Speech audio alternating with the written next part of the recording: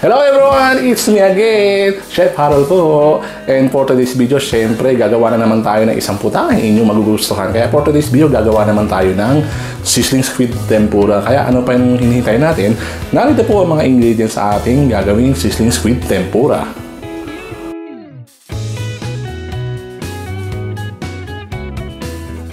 At ayan po, narito po mga ingredients. So, meron po tayo ditong squid rings. Meron po tayo ditong green bell, carrots, shiitake mushroom, butter, and oil. And then meron tayo ditong flour, cornstarch, pepper, salt, soda water, egg. And then meron tayo ditong water for sauce ng sizzling tempura. Meron tayong mirin, meron tayong cornstarch, meron tayong soy sauce, and then meron tayong chili flakes. At ayan po ang ating ingredient. So ano pa yung hinihintay natin? Siyempre, tara, samahan niyo ko. Luto na tayo! At ayan po, simulan natin ang ating gagawing proseso sa ating sizzling squid tempura. So ayan po, meron po tayo dito isang bowl. So maglalagay po tayo ng flour. Ayan. And then after flour, lagay tayo ng cornstarch. Yan po ang magiging tempura batter natin. And then lagay po tayo ng black pepper. Yan. After black pepper ay maglalagay din tayo ng salt. Yan. After salt ay lagyan natin siya ng soda water. Yan. After soda water, lagyan natin siya ng egg. Yan. After yan is whisk po natin siya. Yan. Whisk na po natin lahat ang ating tempura batter.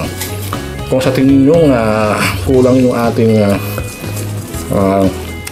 soda water is lagyan natin siya, add natin. Yan.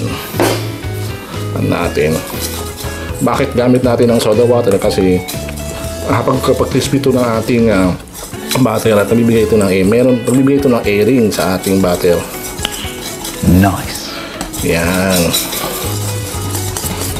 So ayan po ang ating butter na gagamitin natin sa ating squid mamaya. So ayan po, okay na siya. Ganyan pong texture ang hinahanap sa ating tempura butter. Yan, set aside po natin siya. At ayan po, simulan natin ang pagluluto. Ayan po, maglagay tayo ng wok. Ayan, and then sindihan po natin ating portable stove. Ayan. And then, lalagay po tayo ng mantika. Ayan po. Ayan. Ayan, painitin lang po natin ang ating mantika. At ayan po, mainit na po ang ating mantika. So, umpisahan na po natin ang ating pagpa-fry ng ating squid. Ayan po, sausaw po muna natin siya dito sa ating flour. Ayan, coat po natin siya ng flour. Ayan, and then, lagay po natin siya sa ating tempura butter. Ayan. Maganda, lagay nyo na lahat para makot na siya ng flour. Ayan. Nice. So, ayun, okay na po siya. Paray na po natin ang ating squid. Ayan, drop lang po natin one by one ang ating squid. Ayan, o. Ayan, o. Ayan, paray lang po natin siya ng mga 3 minutes or until maging crispy ang ating tempura squid. Ayan. Lagyan natin siya ng ating butter para magkaroon siya ng flaking. Para magkaroon siya ng flakes. Yan. No. Yan. At ayun, after 3 minutes, ayan po, crispy na po siya. So, hanguin na po natin ang ating squid. Tempura squid. Yan. So, ayan po, tingnan niyo po. Ang ganda ng pagkaano ng butter. Maganda po talagang gamitin ang soda water. Kaya, suggest ko po sa inyo, gamitin niyo soda water. So, yan po. At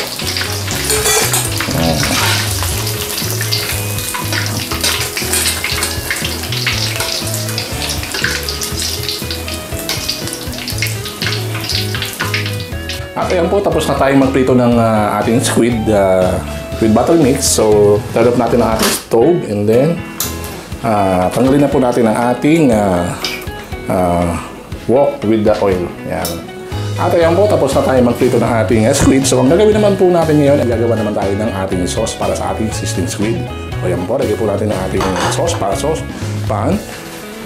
Ayan, sindihan natin. And then, hinaan lang po natin ng apoy sa low heat po tayo. Yan.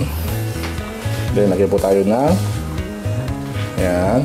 And then, maglalagay po tayo ng water. Yan.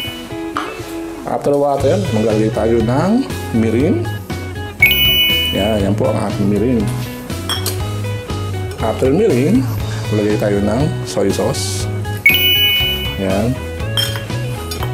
After soy sauce, lagay po natin ang ating chili flakes. After chili flakes, ay lagyan siya ng cornstarch. Yan. Yan po yung mapapalapot sa ating sauce. And then, mix po natin. Yan. Mix lang po natin siya. Yan. Takpan po natin siya. Hayaan lang po natin siyang kumulo. Nice. At ayan po, kumukulo na po ang ating sauce para sa ating sizzling. Yan. Mix lang po natin siya. Yan. And then, lagay po natin ang ating green bell. After green bell, lagay tayo ng carrots. After carrots, ay maglalagay tayo ng shiitake mushroom. Yan. Yan, cook lang po natin siya ng mga 1 minutes. And then, cover po natin ang ating sauce pan. Ayan. At ayan po, after 1 minute, check po natin. Ayan, okay na po siya. So, medyo malapot na siya. And then, patayin na po natin ang ating stove. Ayan. And then, alisin natin ang ating pan, set aside. And then, painitin po natin ang ating sizzling plate. At ayan po, tapos na po tayong gumawa ng sauce. Ayan naman po, ay papainitin naman po natin ang ating sizzling plate. Ayan po ang ating sizzling plate. Ayan, lagay po natin dito sa ating portable stove. Yan. Yan. Buksan po natin ang ating sizzling plate. Yan. Ang ating portable stove. Yan. At ayun, may ito po ang ating sizzling. Maglalagay po tayo ng mga 1 tablespoon ng ating butter. Yan. Melt lang po natin ang ating butter sa ating sizzling plate. Yan. And then, lalagyan po natin siya ng ating ginawang tempura squid. Squid tempura. Ayan. Lagay po natin siya. So, ayan. Ayan. After nyan, okay, lagyan natin siya ng sauce. Ayan ang ating sizzling sauce. Nice. Okay na po ang ating sizzling squid tempura. So, patayin po natin ang ating stove. Then, transfer natin siya sa ating lagayan. Ayan.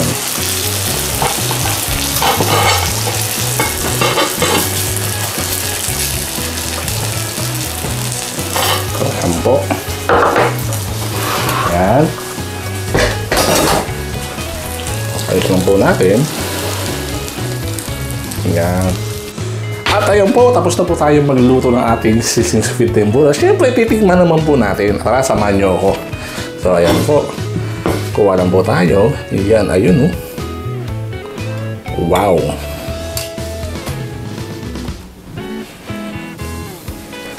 So, ayan.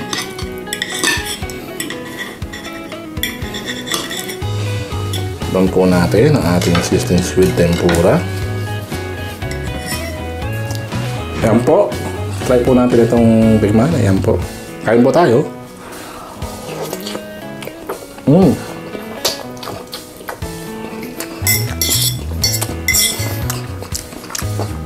Ang sarap po. Wow. Kaya na.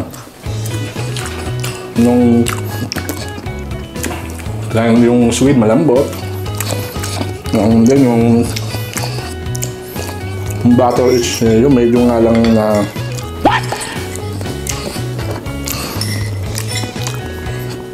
ayan.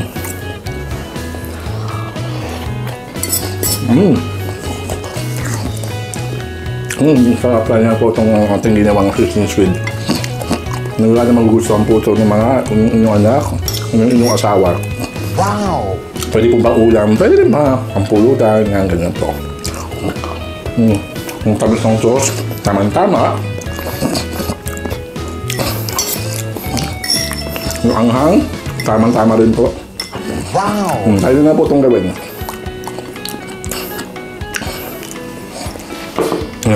So hanggang dito naman po ang ating cooking show. Siyempre, God bless you all. God bless you all. Maraming salamat po. Hanggang sa susunod pong muli. Paalam po. Bye-bye.